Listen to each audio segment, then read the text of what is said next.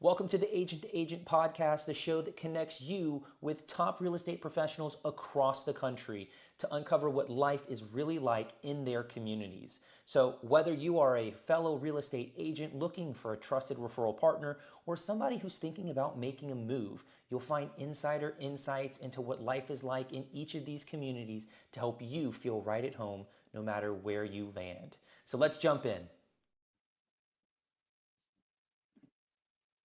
All right, everybody. Welcome back. Let's get started. Today, I have DJ Slivka from the Slivka Property Group out of Johnson City, Tennessee.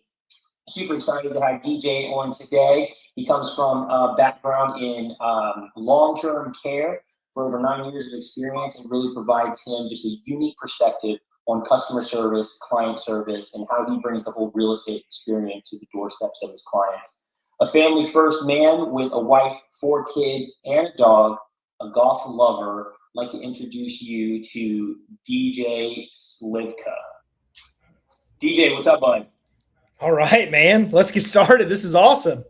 Yeah, man. I'm glad that you appreciate you coming on to the show. As we know, this is a pretty new thing that we're doing here, and just super excited to have you on, man, and share with our audience, who DJ is, what your market's all about, and just kind of spotlight you, my man. So thanks for coming. Yeah, dude. Honestly, man, if I was a new agent, I would be consuming shows like this ad nauseum. I would have this on in the background at all times. I would be trying to learn everything I could from the people who are already doing it. So yeah, this is a great tool, man. Good job. Awesome, man. Well, let's kick things off by just hearing a little bit about your story, man. Tell us a little bit about DJ, how you got here, what your background is, and take the stage, my man. Take the stage. Let us know. Yeah. So I would tell you, I have a brother-in-law. He's an agent in Atlanta, Georgia.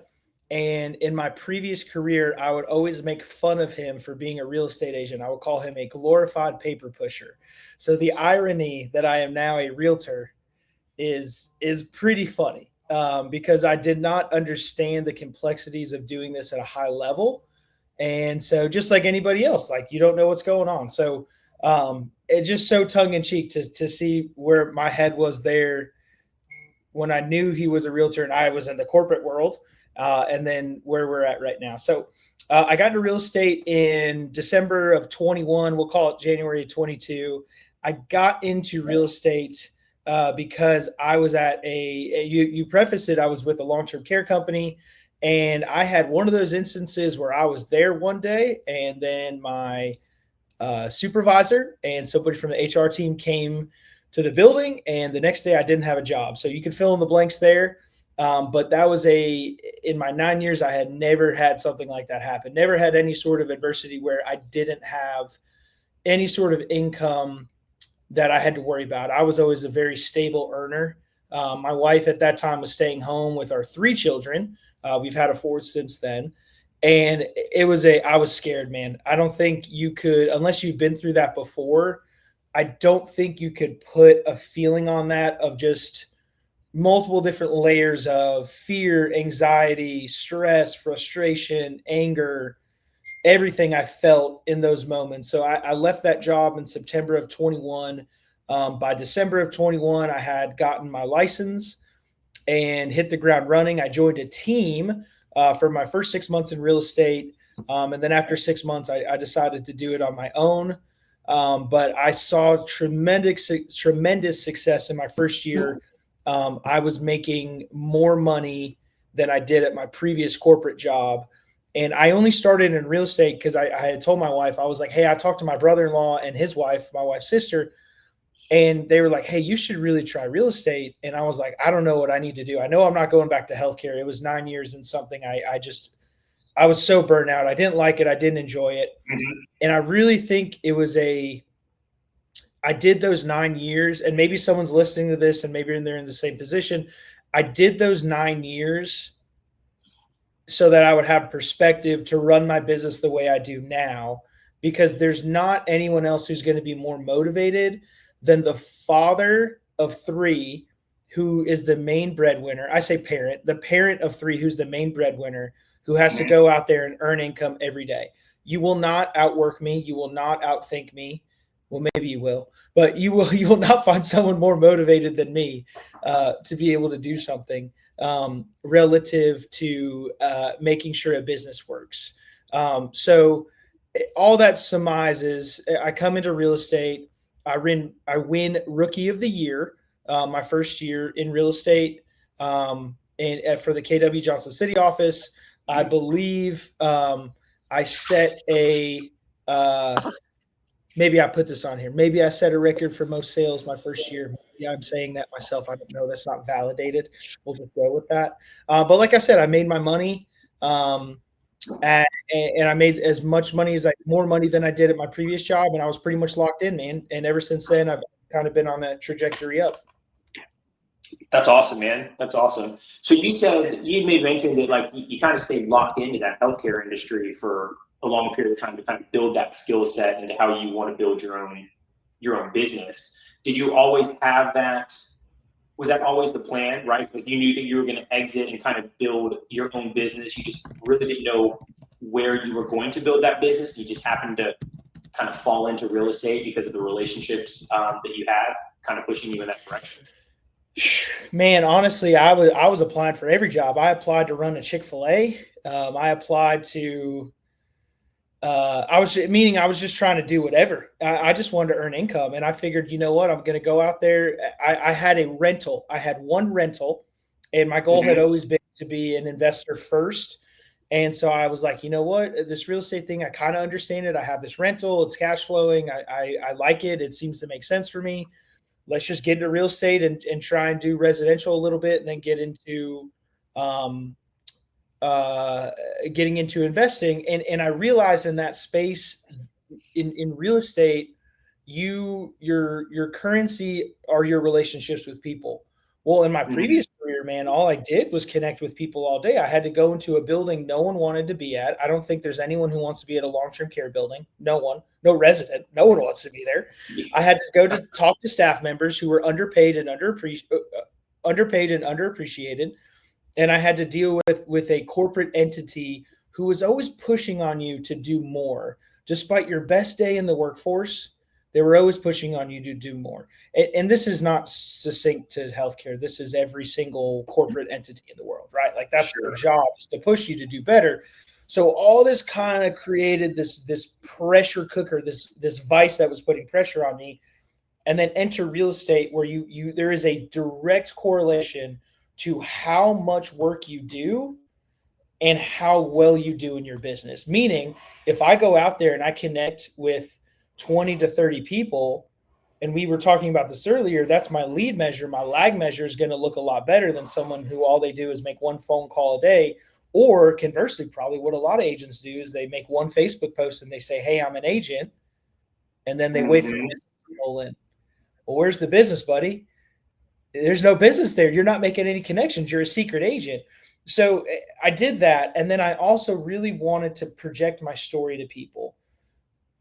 I don't want to, I say I have somewhat of a cheat code, because my story is I got out of a corporate life that now I get to fund my life. I get to decide what I get to do. There's repercussions, right? So for every decision I make, there's a negative consequence, right? Like I'm going next week to camping. I'm going camping with all four of my kids. I probably won't generate as much business. That's okay. My cup with my family will be full enough so that when I come back, my business cup will need to be filled, and I'll have enough wherewithal to not feel bad about not being with my family because I just spent 4 days with them. Quite honestly, I'll probably be dying to get back into business because I'll have been with everybody for 4 days. But I think that's really where the perspective comes in. And you see the people that do really well in real estate, the majority of those people are the ones who have that perspective to say like, oh, you had a bad day in real estate. Something happened, this, that, and the other. Let me tell you about my old job. This is a bad day here beats a bad day anywhere else. So you had asked the question, what got you connected here? I really found I was very, very, very integrated, even though I started in this industry in my area. I moved from Nashville up to Johnson City in November of 2019 or November of 18. I'm trying to remember the dates here, but I'm sorry. Anyway, all I remember is the next following March is when COVID happened. Yeah, I came in November of 19, and then March 20 is when COVID happened. So I didn't connect with anybody. So like I get out of healthcare for 2 years. We've been locked down. I barely know anybody other than the people at the CrossFit gym I went to, and a couple people from our church, and that was it. I didn't have a base at all. I'm not from this area. The 2 years I was here, I didn't really connect with anybody. All I had was social media, and all I had was the ability to go out there and work hard and connect with people. And so I found that as I told my story to people, they really started to identify with, wow, you got out of that corporate job. You chose it. Although I did kind of get pushed out, I still chose not to go back. And that was what I really led with, was that story to tell people like, hey, there's 1,800 plus agents in our MLS. You could pick anybody.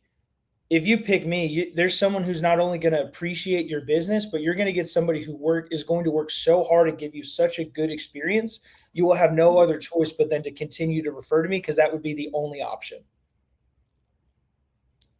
I love that. I love that, man. I mean, it's clear that you had your reasons why you got into the business, but it's clear that you service your business from the servant's heart, and I think that's such an important thing, such an important characteristic as an agent to have, because we see the best type of agents, not only who are just successful from the business standpoint, but who get those rating reviews and those referral clients who are just like preaching it. It's because of that coming from the servant's heart. So I mean, knowing that, what do you enjoy most about serving your community?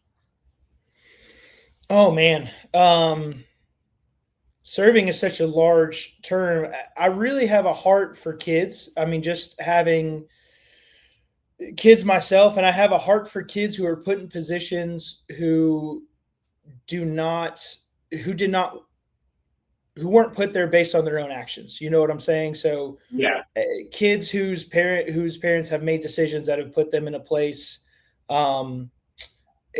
kids in that nature, because and this, Chris, more than anything, parenting is a constant choice to do it every day, and to do it well is maybe the hardest job in the world. Anybody can become a parent, but to do it well is very, very tedious and tiresome, and requires a lot of intentionality and planning. And it's a lot, and especially when you add a lot of kids in the mix, it does not get easier by any means. And so what I enjoy the most is being able to like, I close deals, I generate business. Gary Keller tells people money's only good for the good that it can do. And so being able, the Slivka Property Group, which right now is just me and a full-time admin, Justin, and a part-time virtual assistant, Christine. Every deal we close, we give $100 to it's like an after-school program locally here. And so, we give them $100 from every transaction. And so like this quarter, I'm about to pay out, I think it was $2,800 that we're going to be able to write a check to them. I don't say this to gloat, but I wouldn't be in that position if I wasn't doing the work to be able to get there. And there was a really, really, really successful agent, Mike Zenicola from Cleveland, who once told me, business gets a lot easier when you make decisions from a standpoint of having enough versus making decisions out of not having enough. And to be able to support the community and the children in the community really, really, really helps you when those days go by where you're dealing with a client who, you're probably burnt and you're probably done with, or dealing with that seller who's just like, you're telling them, give them all the data, you're telling them everything you're trying to do is to point them in the right direction, that like, hey, this is just not going to work out at this number. And they're just like, no. And then you have to hear all their reasons and all the emotion of buyers and sellers and all that stuff. It really just kind of keeps you pinpointed on the true north of your big why. My big why is time with my family. But what also fills that cup is helping other people in the community, that you realize, like, there's infinite amounts of money you can make in real estate. At a certain point, like, you close deals, like it feels great. It's cool. It's a good return on your time invested. But what are we going to do with all this stuff, man? Like, I can only buy my kids so much applesauce. They don't What are they going to do? Eat 50 packets a day? Like, it's not all about that stuff, man. It's about having impact on the community. Like, and I think this is probably what I should say as well. Growing up, I grew up in Cleveland, Ohio, didn't have a dad, or my dad was there, but he wasn't really there. You know, there's a lot of dudes that stepped up and helped out. And I think now I'm in a position to be able to do that. So I'm hearing that call and I'm making sure I answer it as much as I can every day. It's fantastic. What a story, man. What a story. I love that. What do you say? Do you find yourself like serving kind of like a particular group of clientele? Like, I know that, you know, kind of children and family are kind of like really high important values. Do you find yourself, you know, serving more of those type of clientele, or is that really just your give back metric, right? And you're kind of open to whatever needs kind of come your way from a business standpoint? Or like, who are the typical people who you serve? Yeah, from a business standpoint, of course, just like any realtor, hey, you know, whatever you got, let's make it happen. But I would say what I've really focused on this year, and I'm seeing a lot of growth in, is the senior living relationships. And I'm a little bit more well versed in it because of my career path. But that doesn't mean, you know, you who may not have any experience in an assisted living, independent living, 55 plus community, nursing home, is any less different or is any different than me in abilities to be able to connect with these people. I've seen a gigantic jump this year in listings, referrals, listings taken, and listings closed, all from that niche. And basically, it comes from connections with the community leaders, knowing that I'm the person that not only is a realtor that they could call who knows their industry, but also a certified senior real estate specialist and SRES through the NAR, but also someone who gives back to their community. There was a community locally here. We've connected on a couple referrals. I think we've closed 4 of their residents so far this year. And I reached out to their director of marketing. I reached out to their director of their community, and I said, hey, you know, you've supported my business so much this year. What can I do to support your team? And they said, hey, we're having a team meeting in a beginning of July. You know, if you wanted to bring lunch, that would be awesome. And I said, that's absolutely, of course. We catered lunch for them. I had about 5 minutes to speak in front of them. So I really solidified to let them know there's 1,800 agents in Northeast Tennessee. I'm the senior real estate specialist, right? There's other people that will do well in commercial. There's other people that do well in land, but there's such a very succinct process to going for a senior to right size, that's what we'll call it, to go from where they've lived for 20, 30 years. Like, I have a client right now, she's lived in her house 40 years. 40 years she's lived in this house. Wow. And she has to go to a 500 square foot apartment. You can't run your normal process with that person. You have to have a very, very defined play that you're going to run in order to meet the needs, both emotionally, physically, and the logistics of trying to get all that stuff from one place to another and making sure that closing happens very smoothly. It takes a lot of time. It takes a lot of attention, but it's a business model that I believe is recession proof because people will have to right size no matter what. The people you serve, the silent generation and the baby boomers, last time I checked, that was probably one of the bigger generations, right? I think we both agree there. So it's a client pool that will continuously have your need. And it's a very business to business focused niche where you can connect with these directors of marketing, give them your information, give them your brochures, let them know what you do to go from, hey, you get a referral, this person needs to sell their home. I have a gentleman right now, we're under contract. He's moving in. He's unfortunately going blind. Everything that needed to be done, we were able to connect him with, give him referrals for, and help the process. Do you know what the alternative is? That director of marketing works with him directly to get all these answers. I've done that job before, Chris. Do you know how hard that is to do your daily job and then call an 85-year-old man and tell him, okay, here's an estate sale company. Hey, here's a painter. Hey, here's an electrician. It's just not going to happen, man. So what you're doing is you're solving problems and giving solutions, and all they have to do is pick up a phone and give you a call.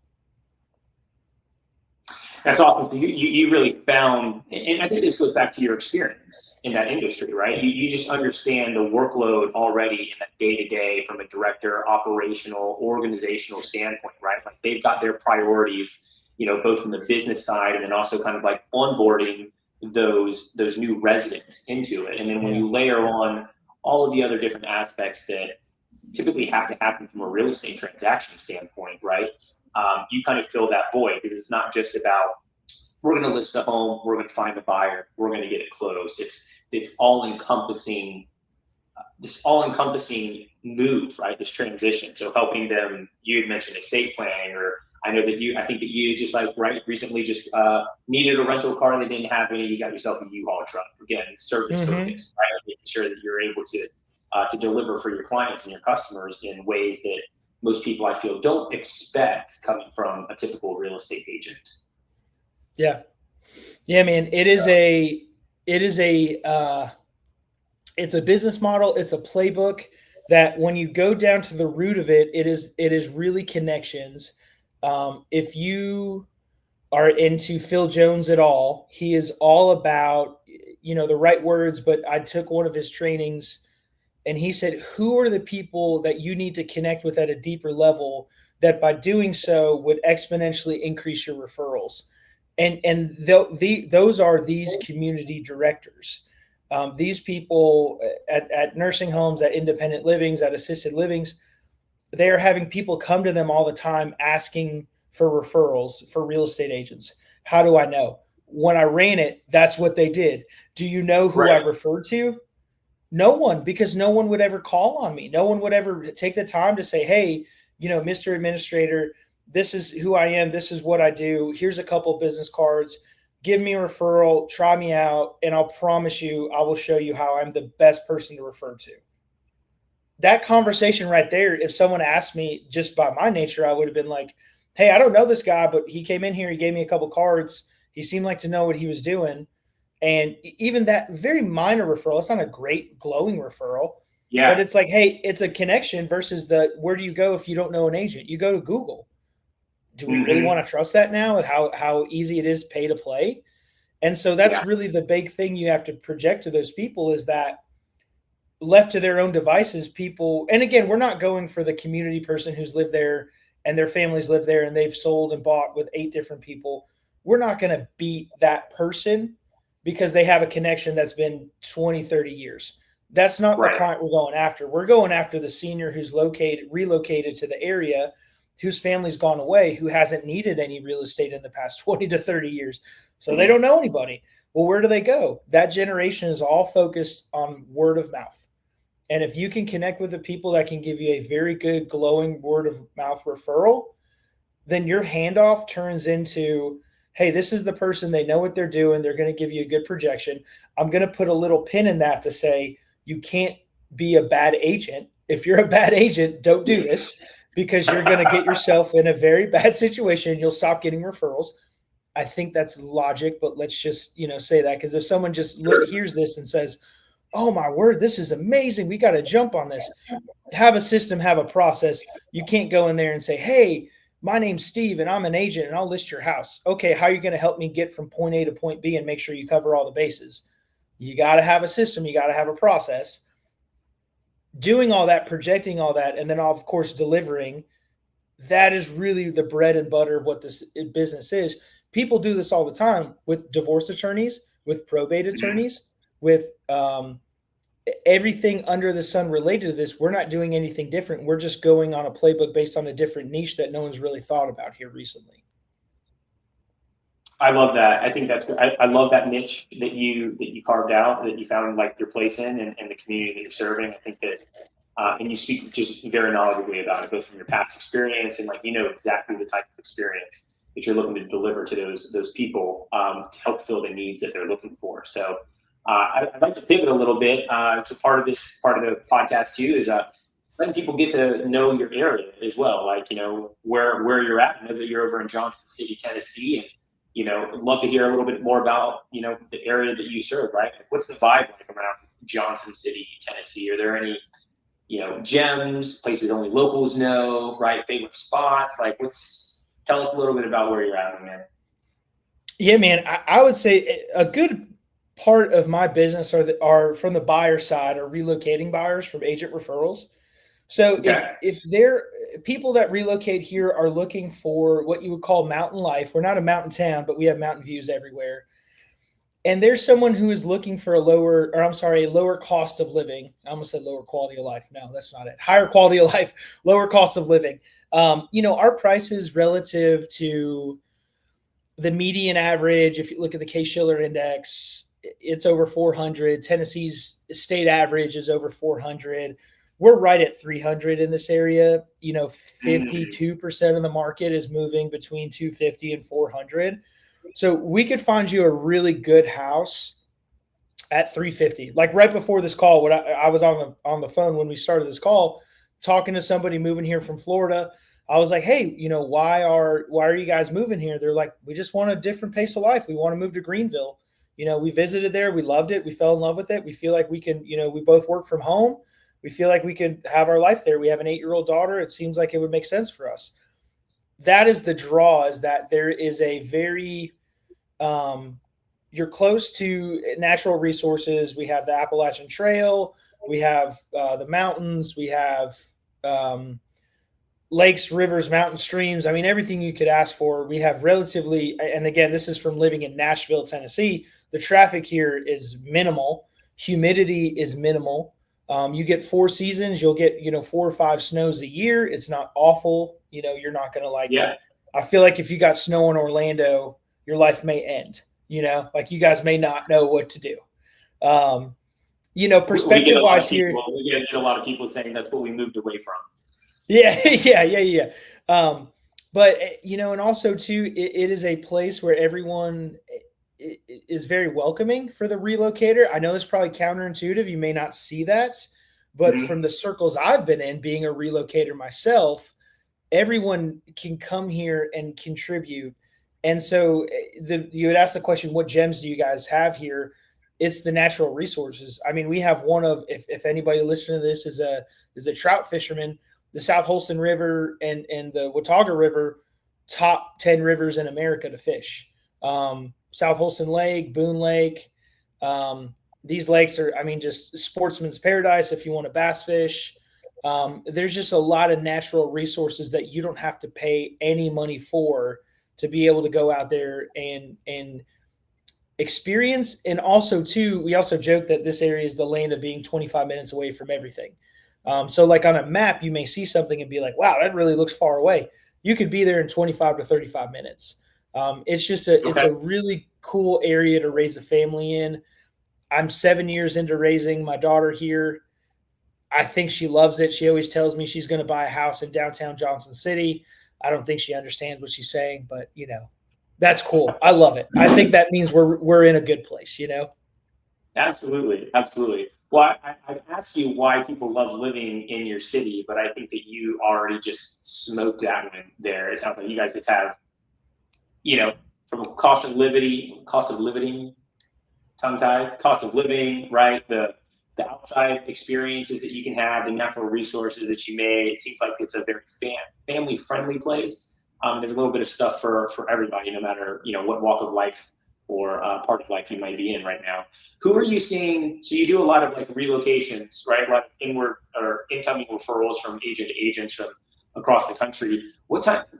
Who's moving to your area? Right? Are you seeing a specific type of demographic or a Mm-hmm. specific type of people moving from specific areas? It's just like who's now comprising the Johnson Yeah. City area. Oh man, for me specifically, that would be the first or second time retiree relocator. So the person who says, I like this area. I've lived in other areas. Maybe we move. Like I have a couple moving here from Anchorage, Alaska. They've lived in Arkansas. They lived in Colorado. They've lived in Alaska, and now they want to move here. So the people who really have experienced different parts of America, who understand what we have to offer Mm-hmm. and how great it is and how good of a price it is, that's the main person. Now, locally, my clients are the people moving up. So their family's growing. I've been in real estate long enough now. I've made enough connections that, hey, it's our first house or we're needing to move up. And then conversely, it's also the people who are trying to right size and going from, a big 4,000 square foot home to a condo, or someone going from that, condo to one of the final places they're going to go within an assisted living, independent living, et cetera. So all sorts, all over the gamut. There's not one specific type of person that is dominating it as far as the buy side, but the it's between the person. I think the best answer is the person who's getting out of the area they're at because they think and they know this area is going to give them a better quality of life. That's the main person that I'm probably helping buy right now. Awesome. What kind of tips do you have for some of those people who may be relocating to your area or considering? Like, maybe they've been there before, maybe they haven't, but just from your experience, what kind of tips do you have for somebody who may be relocating? Yeah, every single consult, if you sent me a referral and you said, hey, this guy and his family, they're looking to relocate to the area, we're going to always sit down first. I'm going to bring up the map and I'm going to say, tell me exactly what you want. And 9 times out of 10, I could find that house in multiple different areas, different counties. It's not one specific area that will give you everything. So then I always recommend you have to drive around the area. A lot of times we sit down with buyer consults and they say, I need to see houses. I need to see houses. I need to see houses. My follow-up question will always be, great. Are you looking to buy a house today? And they go, oh, no, I don't even know if I like the area yet. And I said, great. Based on what you just told me, we really need to focus on the area, right? We need to know what areas we like and we dislike. The homes you're looking for are in this county, in this county, in this county, in that county. What we need to figure out on this trip is what areas we do and we do not like. Really focusing on what areas we do not like so that we know if a house comes up that we like, because as listing agents, what's our job? To make that house look amazing as possible and to give a picture that gets people in the door. But once they're in the door, they figure out if they like the house or not. That's really what a relocating buyer needs to know. Where can I look to see what I need to find the most? And where can I look to figure out that this area is completely crossed off the map? I do not want to live there. My job is to tell you to do that. Your job is to figure out what those areas are. Perfectly said. I couldn't agree more. There's so many people who come to areas, and to your point, they just want to take a look at homes, and then they don't really know where they want to be. And I always like to remind people that you can change everything about a home, but you can't change where it's located. So to your point, location is so important. So I know that you work with a lot of agents, right? And part of this show is connecting agents with other agents. And so, I'd love for you to share with the audience too, is like, what makes working with you unique, right? So if there's an agent out there and they're looking for a trusted referral partner over in your area, what can they expect from you as far as client services and how can they get connected with you? Yeah, man. Really, email, text message, Instagram, Facebook. I unfortunately am very reachable on all platforms. I wish there was just one way we could do it. And I am assuming and hope that at some point there's going to be details shared. If not, look up my name. There's not many Slivkas in Northeast Tennessee. I could tell you there's only 6. And the other 5 are my wife and 4 kids. So I'm not very hard to find out there. But I would say, what type of or what can an agent expect? The biggest answer is honesty, and really that's going to be the thing. Their person is going to have the honest answer. There's no sales approach to me. It's all honesty. It's giving them the information to help them make the best decision. Key point: they make the best decision.